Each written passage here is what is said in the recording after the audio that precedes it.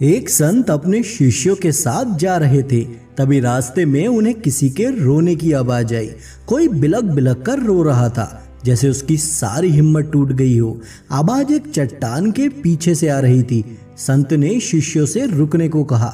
जब संत ने चट्टान के पीछे देखा, तब उन्हें एक आदमी नजर आया जो खाई के मुहाने पर खड़ा होकर रो रहा था।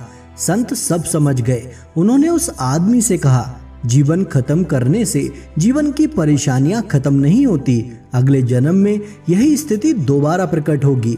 फिर भी अगर तुम जाना चाहते हो तो मैं तुम्हें रोकूंगा नहीं, बस मेरी एक सहायता कर दो। मरते आदमी से कौन मदद मांगता है? उस आदमी को समझ नहीं आया, लेकिन संत की बात सुनकर वो वहीं रुक गया। संत उस आदमी से कहते हैं, तुम मरने से पहले मेरे शिष्यों पर एक उपकार कर दो। तुम अपने जीवन को क्यों खत्म कर रहे हो, इसका कारण मेरे शिष्यों को बता दो, ताकि ये वो गलती ना करें जो तुमने की। संत की बात सुनकर उस आदमी ने खाई से अपने कदम पीछे खींच लिए और कहा, श्रीमान, आज से 3 साल पहले मैं एक किसान था। उस समय मेरे पास धन कम था, लेकिन जीवन शांति से चल रहा था। पर मेरी पत्नी को ये सब रास न आता। वो दिन रात मुझे ताना देती। पत्नी के तानों से परेशान होकर मैं कोई ऐसा तरीका चाहता था जिससे मैं ज्यादा से ज्यादा धन जल्दी से जल्दी कमा सकूं। तभी मेरी अंतरात्मा से आवाज आई कि मैं व्यापारी बनकर खूब सारा धन कमा सकता हूं। अंतरात्मा की आवाज सुनकर मैंने अपनी सारी जमीन बेच दी और कपड़े का व्यापार शुरू कर दिया। लेकिन जल्दी जल्दी पैसा कमाने के लालच में मुझे भारी नुकसान हुआ। सारी जमीन पहले ही बिक चुकी थी और अब मैं रिश्तेदारों के कर्जे में भी दब गया। अब मैं घर और बाहर कहीं मुंह दिखाने लायक नहीं रहा। मैं कष्ट और पीड़ा के अंधे कुएं में गिरता जा रहा था। तभी मेरी अंतरात्मा से दोबारा आवाज आई कि जीवन में अब कुछ नहीं हो सकता, सब खत्म हो चुका है, इसलिए मैं यहाँ अपने जीवन का अंत करने आया हूँ। संत ने कहा, भाई, जो आवाज व्यापार करने से पहले सुनी थी और जिस आवाज को सुनकर तुम यहाँ जीवन खत्म करने आए हो, क्या ये दोनों आवाजें तुम्हारी अंतरात्मा की थी? क्या ये बात तुम पूरे विश्वास से कह सकते हो? उस आदमी ने कहा, हाँ महाराज, ये दोनों आवाजें मेरे अंदर बहुत गहराई से आई थी। ये मेरी अंतरात्मा की ही आवाजें थी। संत उस आदमी से बोले, अंतरात्मा की आवाज तो आत्मा से आनी चाहिए। क्या तुम जानते हो आत्मा तुम्हारे शरीर के किस हिस्से में रहती है? संत की बात सुनकर आदमी सोच में पड़ गया। उस आदमी ने संकोच के साथ बोला, हर इंसान के अंदर आत्मा रहती है, लेकिन कहाँ रहती है यह कोई नहीं जानता। संत कहते हैं, जब तुम्हें ये नहीं पता कि आत्मा कहाँ रहती है, तो तुम इतने विश्वास से कैसे कह सकते हो कि वो दोनों आवाजें तुम्हारी अंतरात्मा से आई थी?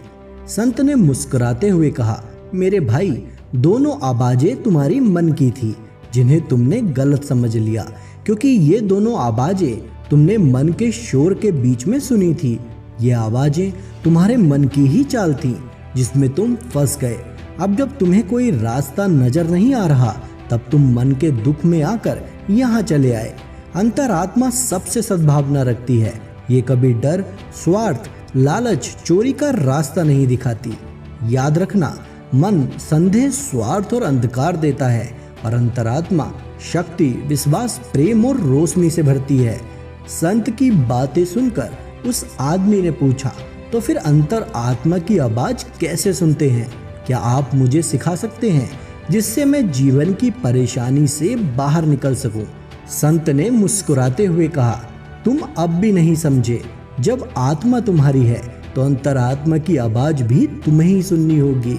संत ने जमीन से एक पत्थर उठाया और पास के एक बड़े गड्ढे में फेंक दिया, जिसमें ऊपर तक पानी भरा हुआ था, और उस व्यक्ति से पूछा, बताओ, इस गड्ढे में जो पानी है उसमें क्या हो रहा है?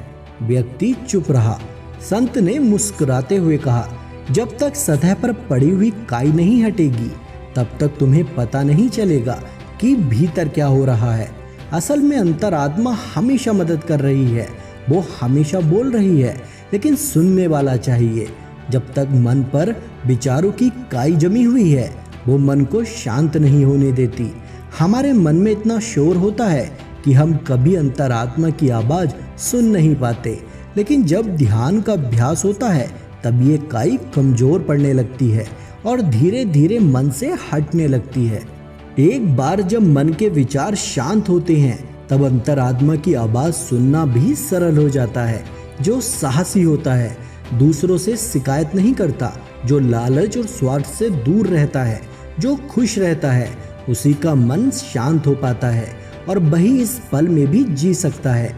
सूर्य की किरणों को, बारिश की बूंदों को, हवा के झोंकों को और मिट्टी की खुशबू को जो इस पल में महसूस कर सकता है, वही अंतरात्मा की आवाज सुन सकता है। संत कहते हैं, लेकिन ये इतना आसान नहीं होगा, तुम्हें इसके लिए ध्यान का अभ्यास करना होगा, क्योंकि ध्यान के अभ्यास से ही मन नियंत्रित होकर शांत और स्थिर होता है। और जब तुम ये करोगे तब यही अंतरात्मा तुम्हें गाइड करेगी, तुम्हारा जीवन बदल जाएगा, क्योंकि अंतरात्मा ही सच्ची गुरु होती है। यही इंसान को अंदर से सिखाती है। इस आवाज के कारण तुम गलतियां सुधारोगे, लोगों की मदद करोगे, सेवा और दान करोगे, क्योंकि सारे अच्छे कर्म अंतरात्मा की आवाज के कारण ही संभव होते हैं। इस आवाज के कारण तुम नए काम करोगे, परेशानी से बाहर निकलोगे और बेहतर इंसान बनोगे।